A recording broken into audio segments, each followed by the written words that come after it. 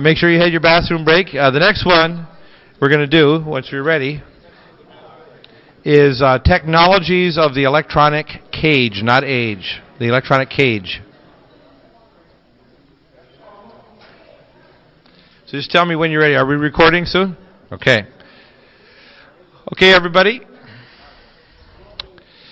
This talk will be very succinct. Even if you've seen a lot about the electronic things that are going on and the mark and the national ID, you're going to see what I call a out-of-world view and then a zip right in that will give you a perspective that maybe you've not seen before. When you do, you're going to go, oh my God, you're going to get what I call the anal wink sign.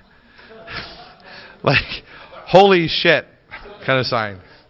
And the reason why I say that, and that four-letter word, is because when you see this, you realize how damn close we are to them actually doing it. And this is not a joke, people. This small number here, you people that want to know the truth are what I call the avatars. They're the people who are like the bubbles in the champagne when the hands are put on the champagne bottle in anticipation that the cork is about to be relieved. There are several bubbles that decide to go to the top, and you are those bubbles.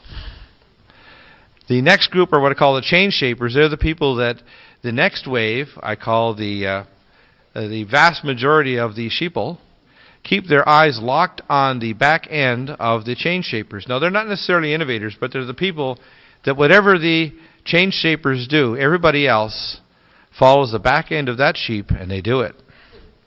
Because most of the third wave of the population have levels of consciousness slightly higher than cockroaches or bacteria. They're not really aware, as Einstein said, dead at 18, buried at 69.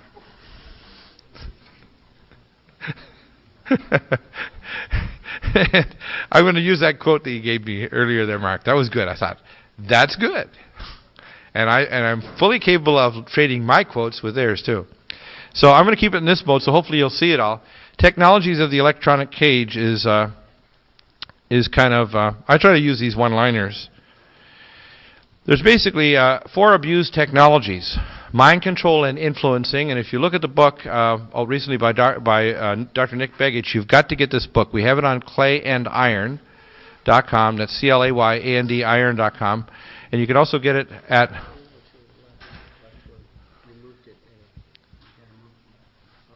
Oh, yeah, it's funny. I don't know why it shifted. I didn't do anything, actually. No, I just... Here, I'll hit that one again, see? Is that good? Do you have dual monitors? No. You don't have double monitors? No, just one. I have a feeling it's the cursor, when you go off the edge of the cursor, that's probably what's moving the image. You think so? Take it all the way to the right. Just move the cursor all the way to the right. Yeah, that's what's doing it. Oh, okay. When you go off the edge. Then it goes off. I better watch it then. Okay. The first is mind control and influencing, and that technology goes back to things like hypnotism in the 1940s, Nazi scientists, American scientists, people like Dr. Ewan Cameron. And I'll just tell you a little interesting anecdote. Dr. Cameron was supposed to have died after his research at the Montreal Neurological Institute, mountain climbing in 1967. But I went to medical school in 1973 to 1977. In 1975, my psychiatry professor teaching our class decided to have a special guest show up at our psychiatry teaching us. And fresh from the grave was Dr. Ewan Cameron. Isn't that interesting? Dr. Ewan Cameron, who died in 1967 mountain climbing, who was one of their favorite sons of mind control at the Montreal Neurological. It was wiping people's minds clean with these mind tanks where they literally, and he showed us all the slides. These are our reprogramming rooms where we completely wipe out the slate.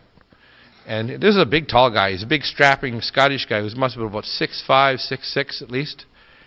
And you can imagine somebody like him with his huge hands on him, grabbing somebody and throwing him in one of these mind control chambers.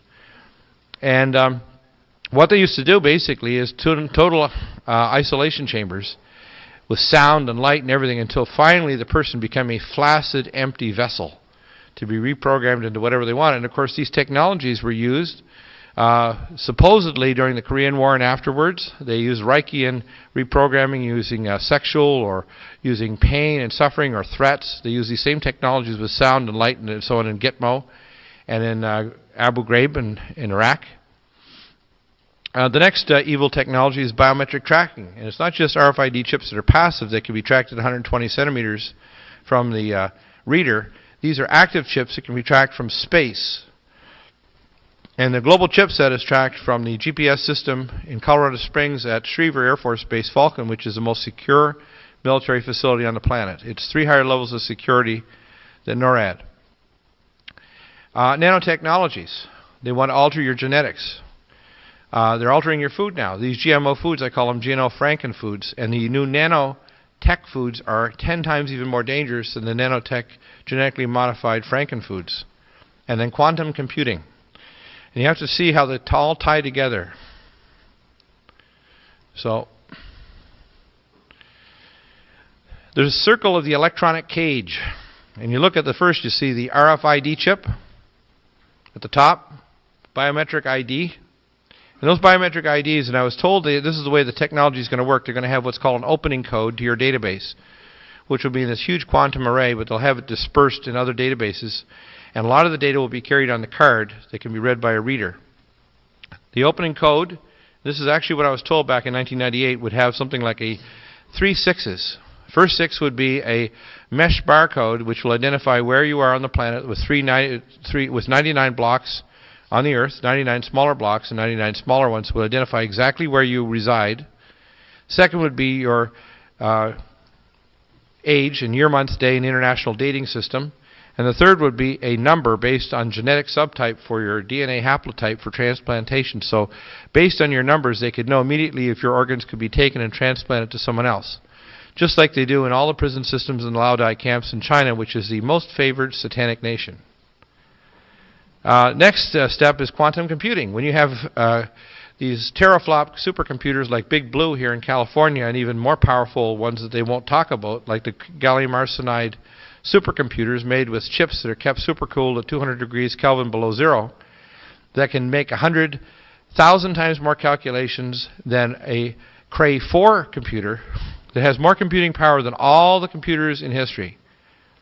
Then these can do array modeling of your brain, and they actually have a thing called a virtual cities program. I had employees that were in Denver that were working in the center of the virtual cities program is to make a cybernetic model of every living thing, of every person, of every building, of every road, of every city, of every vehicle in the earth in a cybernetic model, virtual world, in hyperspace in their supercomputer quantum arrays. And I took care of the employees that worked on it.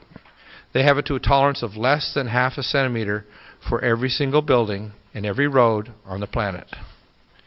And so they're building this so they have a cybernetic model of all things. So that's why we want to put an RFID chip in every bottle of water, even every pill. So every OxyContin you have, they will be able to follow from your tongue to the disposal sewage containment facility. Okay?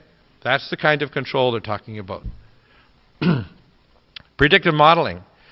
At the Stanford University Predictive Modeling Facility at the University of California, San Francisco, Stanford, they have a predictive modeling plan, and they keep putting more data in, and they do things to perturbate the model. Whether they set up a model like Singapore or Abu Ghraib or Iraq, and when they do things, they try to see how does the model respond, and let's do data gathering. So they gather the data on how the humans, the environment, or people respond, or even inside the military, and they build these model archetypes so they can then set up a modeling program that can then predict based on large populations what the population will do. And their biggest problem with the New World disorder, or should I call it the Old World recycle disorder, is